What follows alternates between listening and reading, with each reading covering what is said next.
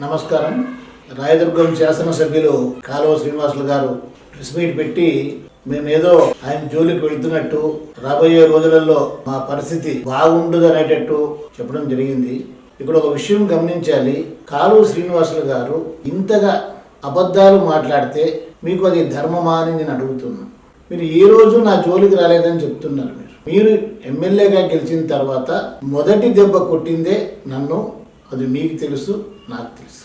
ఇక ఆ తర్వాత సీతారామాంజనేయ కళ్యాణ మండపంలో మీ కార్యకర్తల సమావేశంలో కొంతమందిని రామచంద్రారెడ్డి బాధితులని, అది కూడా నా పేరు చెప్పుకోకుండా గత ఎమ్మెల్యే అని చెప్పి అతని పేరు చెప్పడానికి కూడా సిగ్గుపడాలనేంత విధంగా అవహేళన చేస్తూ రామచంద్రారెడ్డి బాధితులుగా కొంతమందికి సన్మానాలు చేసి కిరీటాలు కూడా మీరు పెట్టారు. అప్పుడే మర్చిపోతే ఎలా సార్? గుర్తుపెట్టుకోవాలి కదా.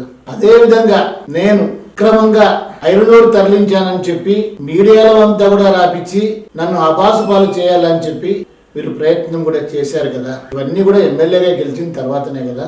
ఒకటి చెప్పండి, మీరు ఎమ్మెల్యేగా గెలవడానికి నేను కష్టపడలేదా? మేము మా కుటుంబము సైకిల్ గుర్తుకు ఓటు వేయడంతో పాటు అందరూ కూడా పొత్తులో ధర్మంగా కాలువ శ్రీనివాసుల్ని గెలిపించుకోవాలని చెప్పి నేను చెప్పాను.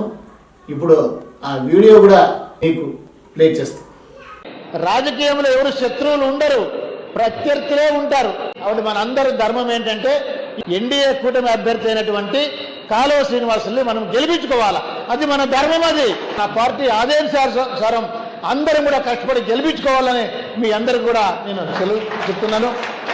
అలాంటప్పుడు ఇటీవల కాలంలో సాక్షాత్తు ఆంధ్రప్రదేశ్ రాష్ట్ర అసెంబ్లీలో నేను అక్రమాలు చేసినానని, విచారణ జరపాలని, చర్యలు తీసుకోవాలని మీరు మాట్లాడలేదా?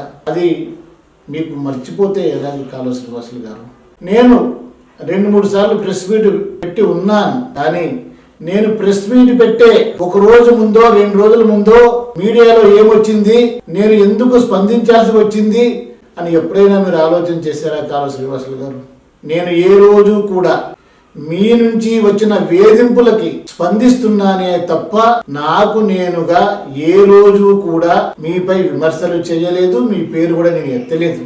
కానీ మీరు చేసేదంతా చేసి పల్లెత్తు మాట కూడా అనలేదు అని అంటే ఎలా సార్? ఇది మీకు ధర్మమేనా నేను అడుగుతూ ఉన్నా. అదేవిధంగా మీరు భారతీయ జనతా పార్టీని ఒక పవిత్రమైన వ్యవస్థగా కొనియాడారు. చాలా సంతోషం నాకు అయ్యా. కానీ గతంలో మీరు పార్టీ గురించి కానీ భారతీయ జనతా పార్టీ నాయకత్వం గురించి కానీ ఏం మాట్లాడారో కూడా మీకు వీడియో పంపించమంటే నేను పంపిస్తాను. ఇక చివరిగా చూస్తున్న సోషల్ మీడియాలో అంతా కూడా కాపు రామచంద్రారెడ్డి గారికి కాలువ స్ట్రాంగ్ వార్నింగ్ అని మీరు ఏదో చెప్పారు. మీకు కోపం వచ్చినా మాకు కోపం వచ్చినా నేనే భస్మం అయిపోతానని. కానీ మీకు ఎమ్మెల్యే అనే అధికారం అనేది అంత పెద్దగా మిమ్మల్ని ఏం చెప్పాలో నాకు అర్థం కావట్లేదు. అంటే అధికారం అంత పనిచేస్తుందా?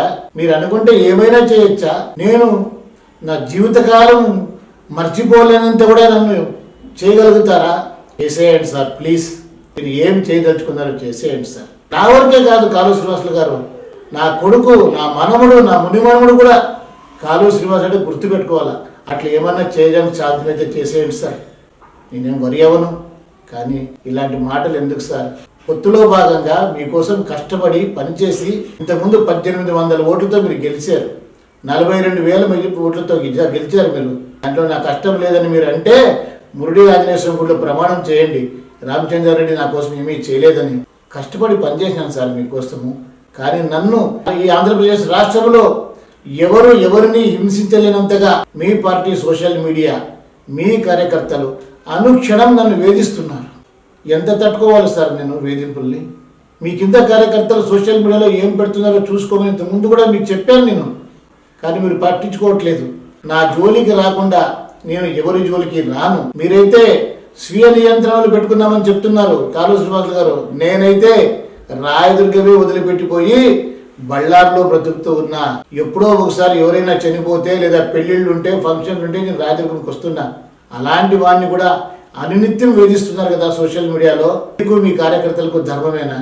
ఇక పైన కూడా చెప్తున్నాను, మీ నుంచి ప్రొవొకేషన్ లేకపోతే నేనుగా స్పందించాల్సిన అవసరం ఉండదు సార్. మీరు ఇంతకుముందు ఎవరితోనో ప్రెస్ మీట్ పెట్టించి ఆ పైన నానా ఆరోపణలు గుప్పించారు. తర్వాత రోజులలో వాళ్ళు ఏందన్నా ఇలా చేశారంటే మాకు ఆయన చెప్పడం వల్ల చేశాము, వేరే గత్యంతరం లేక అని వాళ్ళు ఒప్పుకున్నారండి మా దగ్గర. కానీ మీరు చేసేదంతా చేసి నాపైనే నిందలు వేస్తే ఇది ధర్మం కాదు.